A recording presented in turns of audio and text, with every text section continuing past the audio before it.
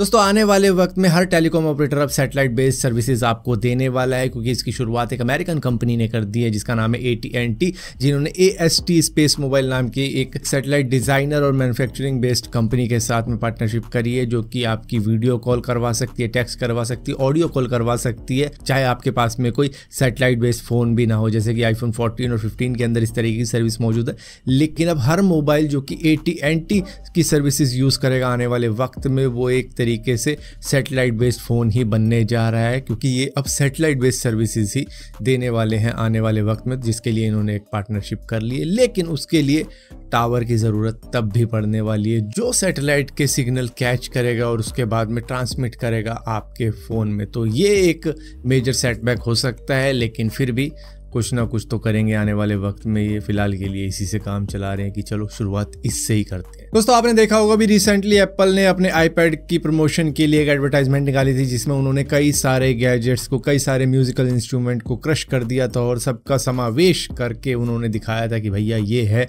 IPad pro, जिसके बाद में उन्हें काफ़ी ज़्यादा क्रिटिसिज्म झेलना पड़ गया था। माफ़ी भी मांगी थी उन्होंने इसके लिए, लेकिन अब सैमसंग ने उनको ट्रोल कर डाला है। उन्होंने एक उल्टी एड निकाली है जिसके अंदर टूटे फूटे इक्विपमेंट पड़े हुए हैं, जिसमें से एक लड़की एक गिटार उठाती है और उसके बाद में उस गिटार से कोई म्यूजिक बजाती है और म्यूजिक बजाने के बाद में सामने स्क्रीन आती है, सैमसंग लिखा होता है उसके ऊपर, और उसके बाद में लाइन आती है, creativity can not be crushed. दोस्तों इंडोनेशिया की एक एयरलाइन जिनका प्लेन एयर बस A320 खड़ा हुआ था और उसमें बोर्डिंग स्टेयर लगा हुआ था, जहां पर ग्राउंड स्टाफ ने क्या किया कि चलो इस बोर्डिंग स्टेयर को अब हटा देना चाहिए, सारे लोग तो अंदर जा चुके हैं। लेकिन एक ग्राउंड स्टाफ का मेंबर अभी भी प्लेन के अंदर था और वो एकदम से हटा देते हैं उस बोर्डिंग स्टेयर को, लेकिन उसका ध्यान नहीं रहता और वो अचानक से पीछे आता है और कुछ इस तरीके से गिरता है कि ऐसा लगता है कि भाई सीधा वो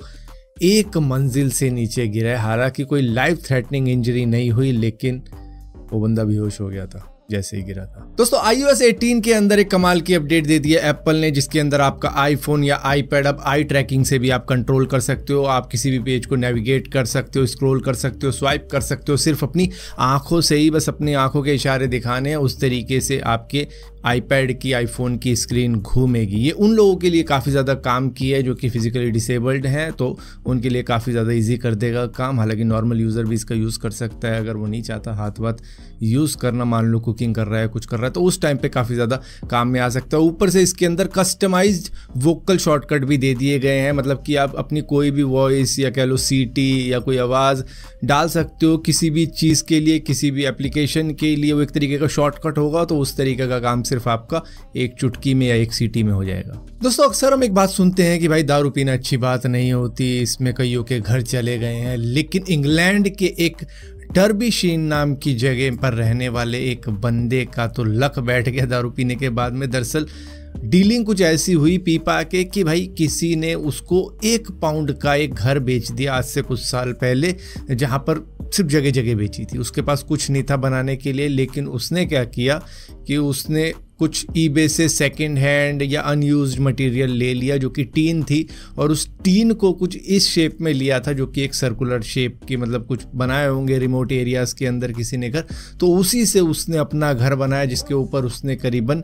4000 पाउंड लगाए, जो होते हैं इंडियन करेंसी में 4,22,000 रुपये। और वो करने के बाद में उनका घर कुछ इस तरीके का बन गया। हालांकि ऐसा नहीं है कि ये बंदा कोई गरीब था, इसको ये बनाने की ज़रूरत ही थी, लेकिन था भाई जब घर मिल गया तो चलो कुछ क्रिएटिविटी इसके अंदर करते हैं। तो इन्होंने अपना पुराना घर छोड़ के यहीं पर रहना डिसाइड कर दिया कि भाई ये ज़्यादा अच्छा लग रहा है, यहीं पर रहते हैं अब हम। और ये घर इनको ओवरऑल करीबन 105 रुपये की जगह और 4,22,000 ऊपर से लगाकर पड़ गया था, और अब ये काफ़ी अच्छा खासा लगता है और ये यहीं पर रहते हैं। फाइनली दोस्तों हमें GTA 6 की डेट मालूम चल चुकी है कि GTA 6 कब लॉन्च होने वाली है। दरअसल 2025 के एंड में ये लॉन्च हो जाएगी। हालांकि PC के ऊपर होगी वो एग्जैक्टली मालूम नहीं है, क्योंकि सबसे पहले PlayStation को ही मिलती है, तो शायद उनको मिलेगी सबसे पहले, उसके बाद में कुछ महीनों तक हमें वेट करना पड़ेगा, फिर जाके PC पे आएगी। क्योंकि सोनी क्या करता है ना, वो एक्सक्लूसिव गेम अपने लिए ही ले लेता है, उसके राइट्स वगैरह जो होते हैं, जिसकी वजह से भाई PC यूज़र को काफ़ी लेट उनकी गेम्स देखने को मिलती है। पहले तो खैर देखने को भी नहीं मिलती थी, लेकिन